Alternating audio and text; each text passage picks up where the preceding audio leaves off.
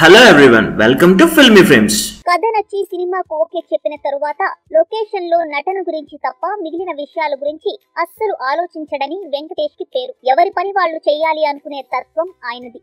అందుకే విక్టరీని ఇంటి పేరు చేసుకోగలిగాడు ఆయన. అందుకని మిగిలిన క్రాఫ్ట్స్ పై వెంకీకి అవగాహన లేదు అనుకుంటే పప్పులో కాలేసినట్టే. సినిమాకు సంబంధించిన 24 శాఖలపై మంచి గ్రిప్ ఉన్న పరిపూర్ణమైన సినిమా వాడు వెంకటేష్. ఎవరికీ తెలియని బాబాయిలోని ఈ కోణాన్ని అబ్బాయి హీరో రానా ఓ సందర్భంలో తెలియజేశాడు. నేనే రాజు నేనే మంత్రి చిత్రం ప్రమోషన్ లో భాగంగా జోగేంద్ర యువగర్జన పేరుతో ఓ కార్యక్రమాన్ని ఏర్పాటు చేశారు దర్శక నిర్మాతలు తేజ డి సురేష్ బాబు. ఈ కార్యక్రమానికి బిట్టిరి శక్తి వ్యాఖ్యాతగా వ్యవహరించాడు.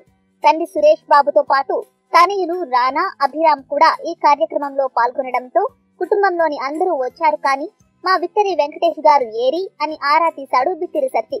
బాబాయ్ ఎడిటింగ్ సూట్ లో ఉన్నారు, ఆయన దగ్గరుండి మా సినిమా పనులు చూసుకుంటున్నారు అని చెప్పడంతో అందరూ ఒకంత ఆశ్చర్యానికి లోనయ్యారు.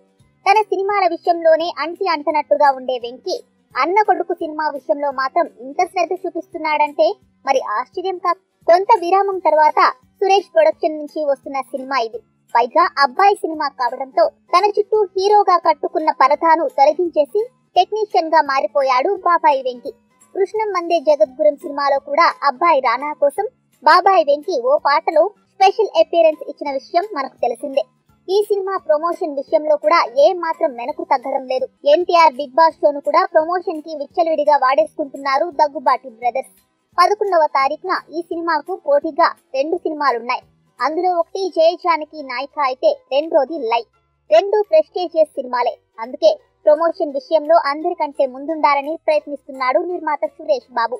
ప్రమోషన్ విషయంలో ఎంత హంగామా చేసినా సినిమా బాగుంటేనే డబ్బులు వస్తాయి. ఇది ప్రతి ఒక్క నిర్మాత గ్రహించాల్సిన విషయం. మరి ఈ పోటీలో గెలుపెవరితో తెలియాలంటే ఇంకో 2-3 రోజులు ఆగా. ఈ వీడియో మీకు నచ్చినట్లయితే లైక్ చేయండి, షేర్ చేయండి. మరిన్ని గాసిప్స్ కోసం సబ్స్క్రైబ్ చేయండి.